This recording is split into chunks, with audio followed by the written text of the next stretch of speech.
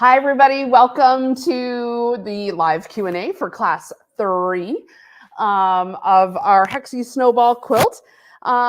Thanks so much for tuning in. Let me know where you're tuning in from tonight and how you're doing on your quilt. I'm dying to know what part of the process you're all in. I'm seeing some great pictures on Facebook, and I love seeing those works in progress photos. So keep those coming. Yeah, how's everyone doing?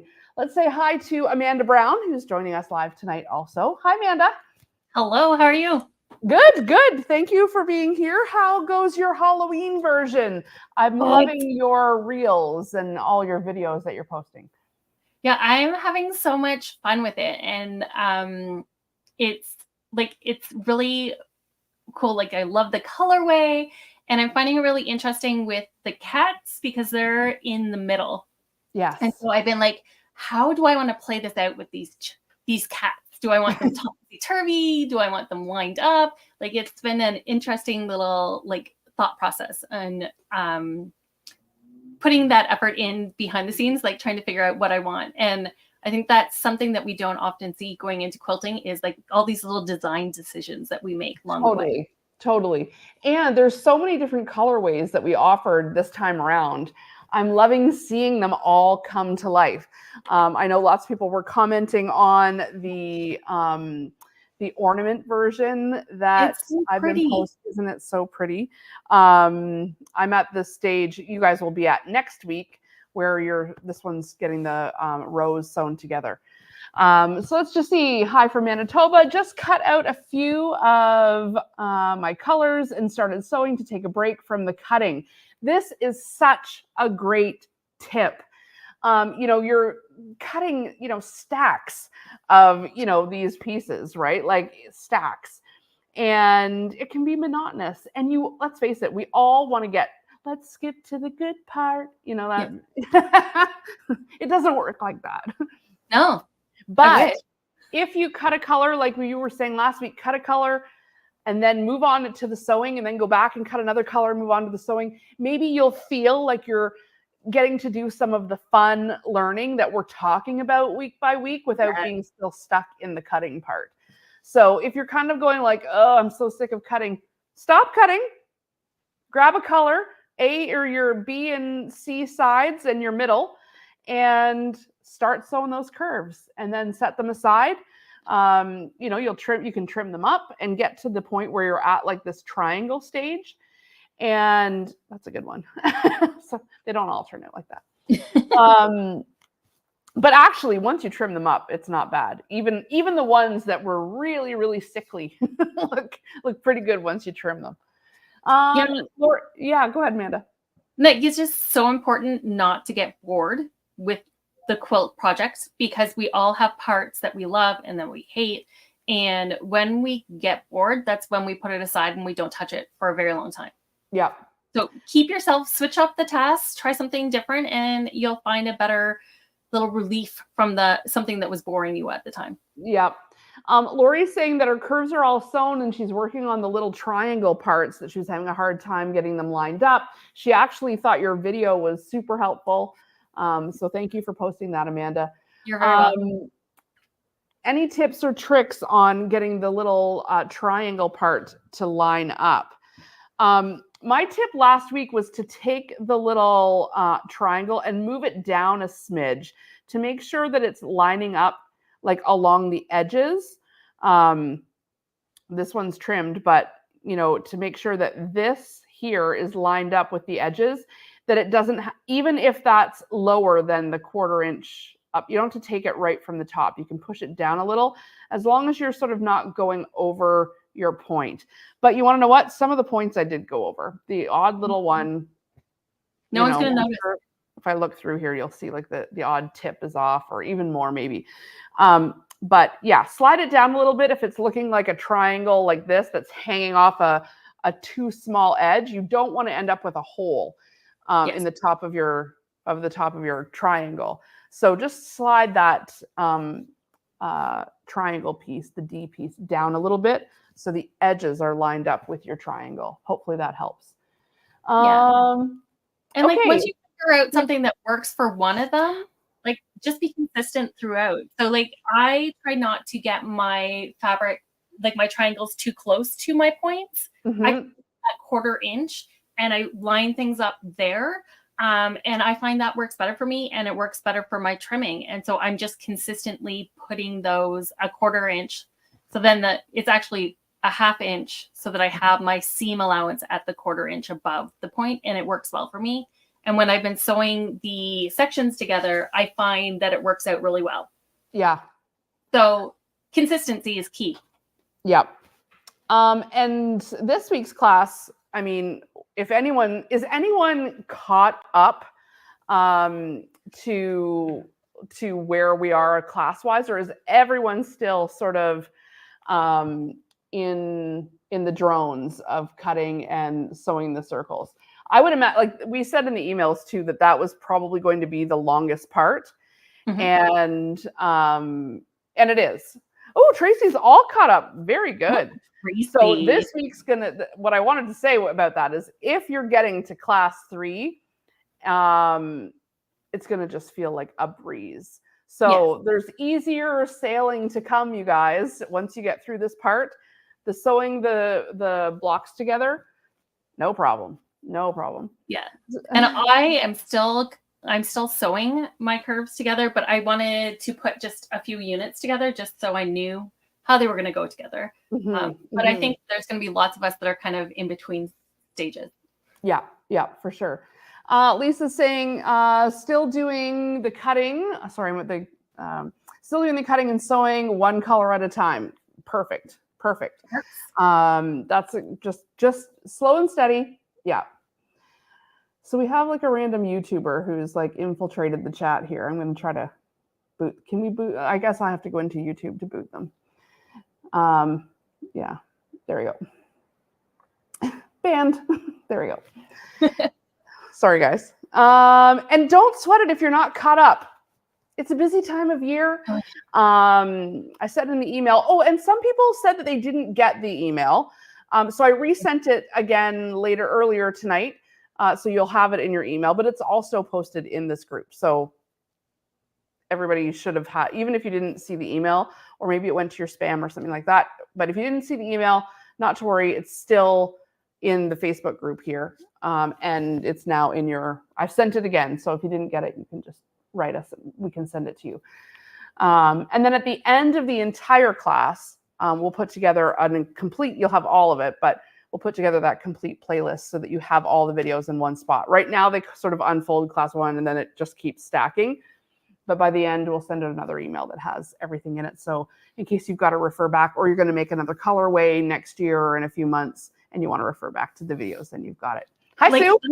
I feel like I could make this like 5 more times, like with just different colors. I know. Once you get going on it, it's like, oh, okay, because you do get faster. And this quilt isn't humongous. It's like a nice little throw size. Or just like the bottom of the bed or that kind of a thing. But I do feel like, oh, I could. Well, I mean, we've made so many of these. Maybe I won't make another one. I know. How many do you have in the shop? We have 5, and then once I finish this one, it's the 6th. We didn't make the Halloween one. That's the one you have. I know. I want to make Halloween so bad. I know. I love that Halloween fabric for sure. Marie Agnes is saying she hasn't even started yet. That's okay. But Marie Agnes, I'll do it row by row instead of all the curves. She's been busy doing other things. She is. Yeah. So all good. And you know what? That's what's great about the videos. They stay posted. All good. Like our family, we do Christmas Day, just us, 4 of us. And then it often leaves like opening presents in the morning, and then in the evening we have dinner. But that in between time, that's when I go into my sewing studio and I'm just like, I'm just gonna sew. Yeah, no work to go. Yeah, the kids are always off playing with whatever new thing that they got, and it's just such a quiet, like there's no other things going on in that chunk. I love that day too. It's beautiful to just have that all together. Everyone's just happy on that day. You're typically not dealing with a lot of like melting down and school drama and homework. It's just like fun. It's really, really great. Okay, let's see this question. Is there a tip? Is there a tip to wind the bobbin with Deco Bob? I was finding I could only wind about 3/4 of the way before it went wonky. Oh, well, just do 3/4. If it went wonky past that, I've never found it go wonky, but who knows? Who knows what that might be? I do know that even the people from Wonderfill suggest with the Deco Bob getting the pre-wound bobbins. And I get that maybe seems like a waste because you've already got a spool of it. But the tension, the factory tension is so perfect on those pre-wound bobbins. And because the thread is so thin, I bet you don't change the bobbin one time. Like it's so much fits on the bobbin. So if you want, I can put a little link into the pre-wound bobbins.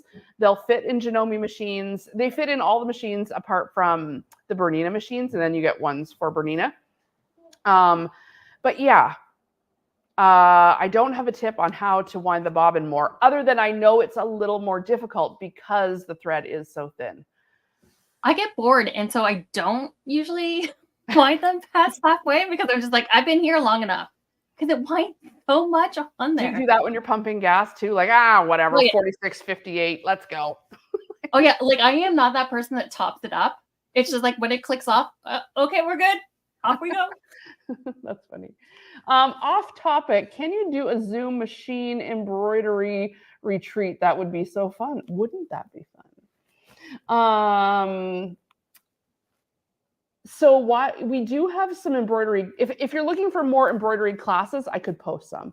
We do have some kits downstairs available and some very cute embroidery projects. So if you're looking for a little bit until we get to an embroidery only something or other, I could put those up.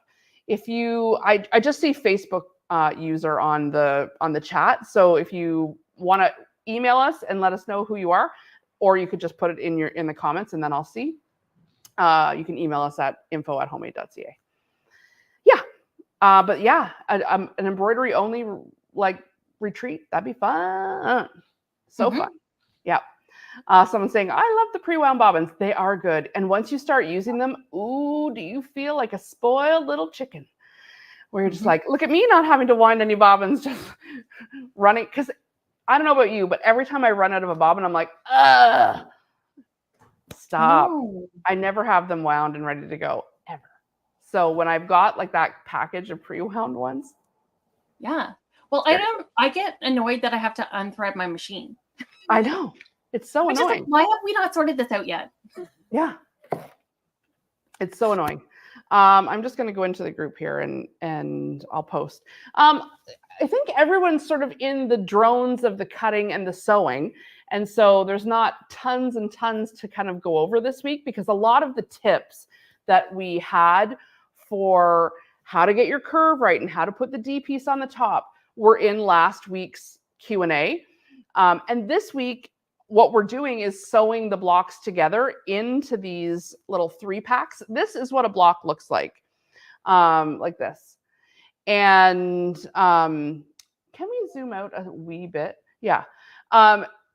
This is what a block looks like. It doesn't look like a full hexagon like that. We're actually going to be putting it together in rows. So that's next week's class. And so, yeah, I feel like no one's going to have trouble with this. You're going to just fly through. All right, Lori's saying, when chain piecing with Deco Bob, I find that the little triangles come unraveled unless I backstitch. I'm using pre-wound bobbins and I love them. Anyone else having this problem? So I had that problem a little bit if I just started a little too far in. Obviously, there's not a whole lot of space. So I don't ever really recommend stitching with no fabric underneath your needle. But if I did one stitch ahead, then I found that it worked better. What do you think, Amanda? Yeah, like because I chain piece them. So as long as it was started, I didn't really have a problem with that. I think often, because I've worked with even finer thread than this, a lot of it is just pure tension. Like I find because it's so fine, the tension sometimes struggles with it. Don't adjust your tension. Jen's like, shut up, Amanda. Don't. But when it's just two pieces of fabric together, there's not a lot that it's sinking into. Mm-hmm. But leaders and enders will be your friends. Jen says, don't touch your tension. Just your needle tension, just a little bit. Jen's like, don't do it. Is there a reason for that, Jen? Amanda. She's like, not everyone has the well, I don't, that you have. The deep, deep well to get it back to where it needs to go next time. But with your needle tension, like on the top. I know. But like it should be pretty straightforward. There should be a guide on it. Do not other machines not have a guide on it at all? Yes, they do have guides on it. But I'm going to just say for the record, unless you're really, really like it's not staying in, it's looping, it's bunching on the bottom, don't touch it. Start with a leader, chain piece. The amount of emails we get, Amanda, about once people have touched their tension, like they end up not being able to use their machine. It just throws everything way off. Now, I am an advocate for learning your machine and knowing what, but not 2 weeks before Christmas, not in the middle of this quilt. No, that's what I'm going to say. I agree with Marie Agnes, and I agree with you, Amanda. Like Marie Agnes is saying, you need to play with your tension. Go ahead. After it's done, when you're not like, but wait, no. Because I will say that I am a big fan of taking pictures of any setting that I change. Okay. So when I go to change anything, even like my needle position, I will take a picture of where I'm at so that I can get back there. But if what Jen is saying is true, like backstitch if you have to, use your leaders and enders. But we need to discuss after you're done this, after the holidays, we'll sit down and we'll talk about it. Fine. Now that's fine. Because like you do need to understand it. And it's fair to say not to play with it because you don't want to end up wrecking things. But yeah, and especially if everything's going along fine and you're having no problem, just because you're sewing with this lighter thread, don't say, oh, but you said to adjust the tension, so I did, and now I can't get. It's only if. Oh, blink, blink, blink, blink, blink. Only if, like, it's not working. If it's working, don't mess with it. Yeah. Oh gosh, I'm kind of sweating. Like everyone who comes in the shop, I'm like, don't touch your tension. Because here's why. Because I don't know whether or not you know. And I don't know if you've done all the playing and you know like where it should be set at. And it's really the thing that messes the most people up. But maybe we should, like you, advocate for getting to know your tension more, and then we wouldn't have these issues. But I often feel people are still at the stage of just getting to know their sewing machine and how to just do regular things, that they're not quite at the adjust the tension point yet. And you definitely on the HD9 have to adjust the tension. Yeah. But if you're sewing with the HD9, you're not a confident beginner. You're already there. Yeah. And just to say this, that sometimes when things are completely whack with your tension, it's actually thread stuck in your tension disc. And I find with finer thread, it is easier to get little bits stuck places. And so with your tension disc, you just take thread on your fingers like you're flossing your teeth, and you flush your tension disc to see if there's anything in it. Because I sometimes find the strangest things in there. Even little fluff can make it. Oh, yeah. Back. You wouldn't believe the stuff that sometimes I go down, Damien, who's our technician, and see the stuff he blows out of the machines that come into the shop. And I'm telling you, you can take out your bobbin casing and dust around and even stick your little plastic brush down there and pull out some dust bunnies. Not even the half of what's in there. Not even half of it. When he takes off all the covers and stuff, you're like, basically you just revisit like project after project after project after project. Like, oh, you can see, oh, they must have been using brown here and blue here. And, oh, there's some batting and it's funny what you see in there.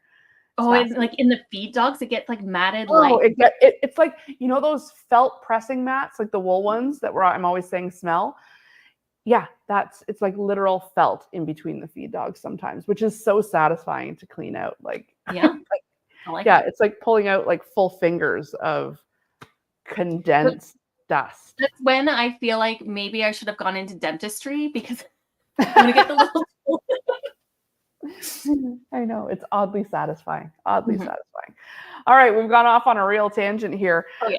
Let us know if you have any more questions. Otherwise, we can wrap it up a little earlier tonight, because I know this week's class, if anyone has started it, is quite easy compared to what you've been through. It's literally just bringing these seams together here and here. And what you will find is that you end up with an overlap. So Jason, maybe we can zoom in again. Just because when I first started doing this, I found it like, oh, so to get this sort of straight line across, you end up with a bit of an overlap on these two sides, but it's just right sides together and then right sides together. And that middle one kind of tucks in there. So it's pretty easy sewing. And then next week's going to be easy sewing too, as we construct the rows. Now, what is a little more complicated, but not too complicated, is that I'm going to fast forward to give you guys a little bit of a heads up. You do need to lay this entire quilt out before you start it, before you start sewing the rows together, because you need like this to match up with its counterpart, which is in the next row. Yep. And so you need to go in this certain order, or you need to lay things out ahead of time so that you know everything is matching up, and then you need to sew it in that order. So here's your heads up that you need to clean off some floor space, or your dining room table space, or someplace. A bed. The bed, a spare, if you got a spare room and a spare bed, perfect. Or you're sleeping on the couch until it's put together. That's right. And you do need to lay it out, and you'll need to keep it laid out until you've got it all done. Now, I couldn't keep mine laid out, so I did take a picture of it with my phone, and that way I could refer back to, you know, what the rows look like if you don't have that much space. But you've been warned to get tidying up if you've got a disaster of a sewing room like most of us, to give yourself some space to lay it out. So I'm assuming this is not necessary with the poinsettia. It's not necessary. However, you will still want to lay it out until you've got the groove of which goes up and down, because it will alternate. Because it's going to go up on one and it's going to go down on the other to make the hexie. So even though some of you are doing the poinsettia, I would still lay out, just keep a full row or a full 2 rows always laid out, so that you're referring back to what comes first and what comes second, because it's going to be even harder for you to tell, you know, but I mean, just go along and alternate really, but. I know, I want a design wall that I can. Have you seen these new design walls? I'm debating whether to bring them in. They're extremely expensive. And I kind of think you can easily make one just with batting in your own wall. But it has like a frame and it has this stuff, but it's all close to $1,000. And I sometimes think, I just don't even have room. I don't have wall space in my house. Yeah. Like in general, the layouts of these more modern houses, very little wall space for anything. Yeah. Yeah. It's so true.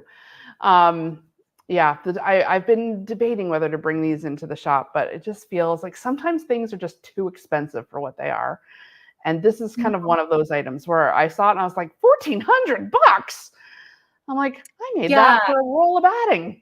Well, and I used to just throw up like big wide flannel on the wall, and I would nail it into the wall. That's what I did too. I actually didn't even have nails, so I screwed it right through the batting, like for this. Perfect. But I don't have space for it anymore. It's just so annoying. Yeah, I know. You do need to have space. But the thing with this design wall one is that you can move it around. Like it can be in the middle of the room. It can be right beside you. And it, I'm sure it's made of the perfectly sticky stuff. And It reminds me of the old school felt boards that our teachers had. Yes. Oh, do you miss Yeah, those that felt was fun. stories? Yeah. Oh, And they put it like there's like a horse and wagon on there, and I know yeah. that was the the old time tablet smartboard, literal felt cutouts. That's so funny. Donna's asking if we've been able to find the ASR box. We've asked Janome if they're bringing them up from the US, and they don't have a date yet. But we're pressuring them. We know you want it. I brought it up at the office when I was there. So like I'm on your side too. Yeah.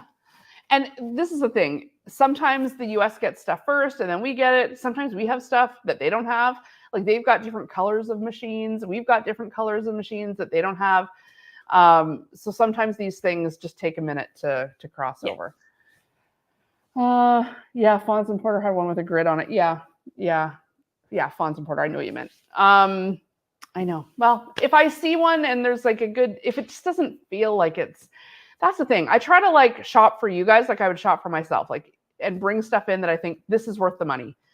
And I'm not totally sold yet. I guess I got to see it, look into it a little bit more. Anyway. Yeah.